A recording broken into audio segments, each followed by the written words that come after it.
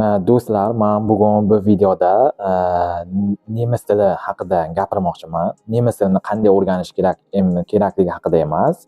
Bu bo'ladi Germaniyada yashab yurgan xorijliklarni nemis tili haqida gapirmoqchiman. Ya'niki qanday? Men bu yerda 4 yildan oshiq Germaniyada yashab kelyapman va bu yerda juda ko'p xorijliklarni ko'rdim. Har xil davlatlardan kelib bu yerda bir necha yillardan beri o'qib ishlab yashab kelayotgan xorijliklar, ular misol ba'zilari 10 yil, 15 yildan beri Germaniyada o'qib ishlab yashab yurishibdi, oilalari bor, farzandlari bor va ba'zilari 8, 5, ya'niki har xil yillardan beri, ya'niki 1 yildan to 15 yilgacha bo'lgan vaqtdagi yashab yurgan, bu yerda yashab yurgan xorijliklarni haqida va ularni, ya'ni nemis tili haqida bo'ladi. Men juda ko'p e'tibor beraman, ya'niki xorijliklar misol Germaniyada qanday misol nemis tilida gapiryapti, ya'niki ularning grammatikasiga men ko'proq ahamiyat beraman. Va men bir narsaga amin bo'ldimki, bu nemis tilini o'rganishning oxiri yo'q. O'rgansangiz, qancha o'rgansangiz davom etaveradi. Shuning uchun shu narsaga men amin bo'ldim. Ya'niki nemis tili o'zi bu qiyin tillardan biriga hisoblanadi, qiyin tillardan biriga kiriladi shu guruhga. Ya'niki nemis tilida ham rus tiliga qarab, misol padejlar bor. Nemis tilida 4 ta padej bor va rodlar bor, мужской, женский, средний rodlar bor. O'sha grammatikalarni ishlatish bo'yicha baribir xorijliklarda misol xatolar bo'ladi. Men aytmoqchi emasman, o'zim juda ham zo'r bilaman deb. Menda ham juda ko'p xatolar bo'ladi. Hozir ham xatolar bo'ladi, misol nemis tilida gapirsam. Ya'niki bu qanday xatolar o'zi bu? Bular misol o'sha grammatik xatolarni men nazarda tutmoqdaman. Keyin yana bir narsa haqida gapirmoqchiman.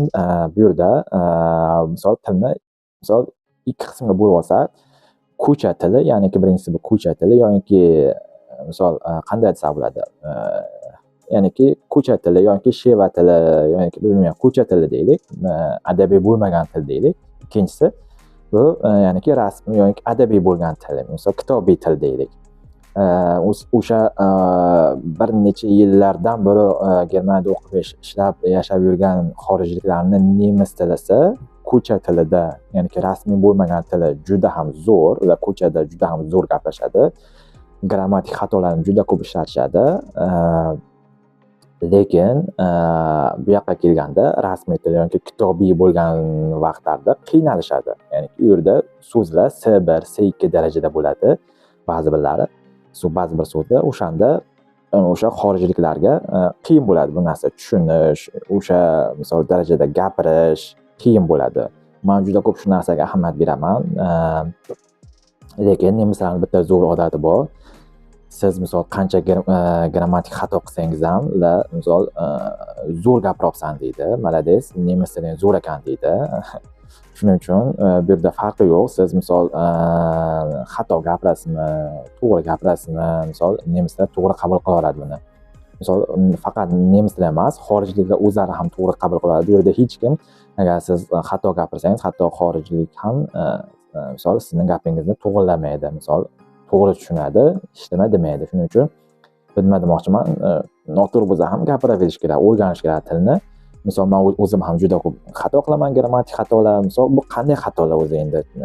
Bu yerga kelsa, bu yerda misol mayda xatolar bo'lar. Misol hammasi kichik xatolar.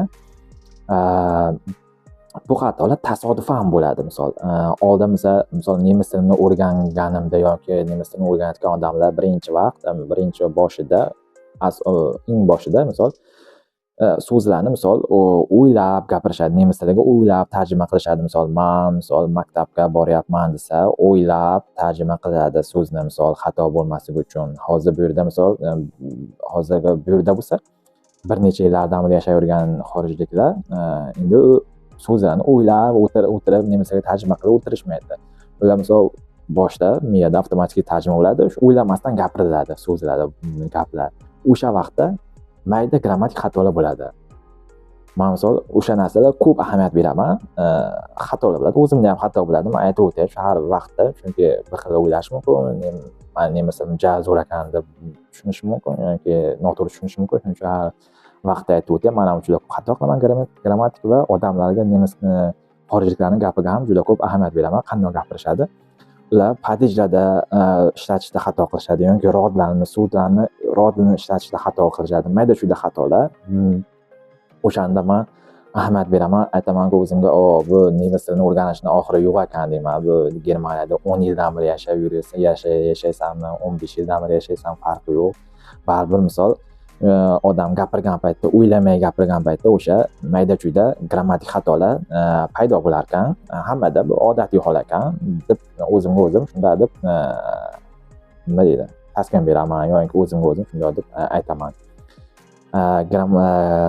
Nemis tilida 100% to'g'ri grammatikni ham 100% to'g'ri ishlatish uchun bu yerda tug'ilish kerak ekan deb hazillashib o'zimga aytaman. Chunki agar sizni farzandingiz bu yerda tug'ilsa va misol shu muhitda katta bo'lsa, katta ehtimol bilan ular bunaqa mayda-chuyda grammatik xatolarni qilishmaydi va nemislarga o'xshab ham so'zlarni 100% grammatik, misol der, shu murskoy jenskiy sredniy, ya'ni der, di, das bo'ladi ular. Hammasini 100% to'g'ri ishlatishadi. So'zlarni rodini to'g'ri ishlatishadi, so'zlarni misol padijlarini to'g'ri ishlatishadi, hammasini misol katta ehtimol bilan to'g'ri ishlatishadi. Shuning uchun bu narsa oddiy hol ekan. Sizlarda qanday misol kim misol Germaniyada o'qib yoki yashab yurganda misol shunaqa narsalarga ahamiyat beradimi yoki bermaydimi, bilmadim. O'sha fikrlaringizni kommentariyada qoldiringlar. Nemis tilini o'rganadiganlar, o'rganmoqchi bo'lganlar, men shaxsan o'zim bunaqa narsalarga juda ko'p ahamiyat beraman odamlarni, ya'niki til darajasiga, gapirayotgan gapiga, so'zlariga nemis tilida. Shuning uchun nemis tilini o'rganishdan to'xtamay, agar o'rganayotgan bo'ladigan odamlar bo'lsa, ko'radigan bo'lsa, xato bo'lsa ham gapiraveringlar. Bu misol bora-bora o'sha xatolarni kamayishiga va yo'q bo'lishiga olib boradi. Shunday ekan, sog' bo'linglar. Keyingi videogacha ko'rishguncha